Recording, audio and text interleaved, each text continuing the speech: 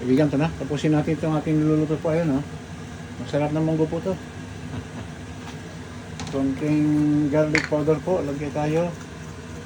Mga 1 teaspoon lang po yan. Okay na po yan. Konting sugar.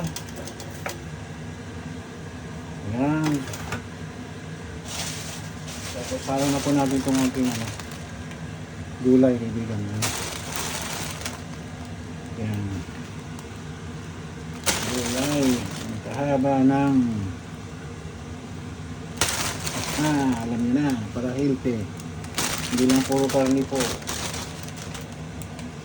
Ayan. Kita niyo po. Ayan po. Ayan po. Alam na rin po natin itong isang panggulay. Yan po, shallot niya. Mabango kasi itong shallot po. Pag hinalo niyo sa munggo, masarap po siya. Di ba kaibigan? Saan yung kanin niyo po? Kakain po tayo. Mamaya kunti. Ready na. Ready na to. Within 2 minutes. Tapos na po ito. Ganun lang kasi dito. Simple lang ang munggo. Malambutin lang. Ibisa. Sa karne. Kahit anong karne gusto niya. Pwede po yan. Kahit palala. Chicken. Ano naman. Beef. Lamb. Mutton. Pwedeng halo sa munggo po eh. Kita niyo po ang ganda ya. Ayun, kaibigan mo. Ayan yan ang munggo. Okay po ito. Lakasan natin konting apoy po ha.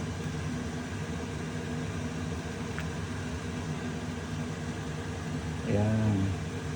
Pag krudo okay na po to kasi gulay maluluto pa to pag po pagka medyo kasi mainit pa yung gulay, madali lang ito kasi dahon lang po to. Yan po, ang ganda parang ang dami kanina ng pero kunti na lang umimpis yung gulay niya po. Ayan po. Diba? Kaibigan, ayan okay na kaibigan. Wala lang yung partner na tinapa po. Hindi ako nakabili kanina kahapon pala. Duty tayo kaya wala. Pero marami man sa to kaya okay na rin. Ayan po.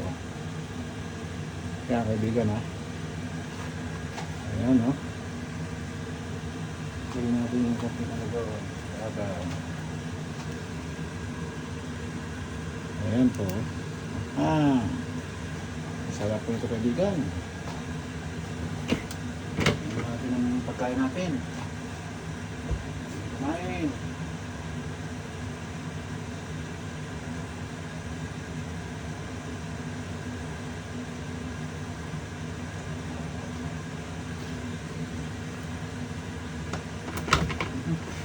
Ayan po. Sinalin. Papunta po to, kaibigan. Ayan. Luto na to, promise. Promise pa. May totoo po, luto na to. Ayan, kaibigan. Ayan. Ayan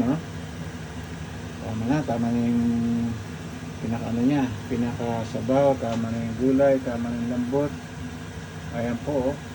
Pwede pa kaibigan Ayan Ayan na po tayo. Ayan. Maraming karne po to. Halos halos 1 kilo rin yata itong karne niya. Ayan.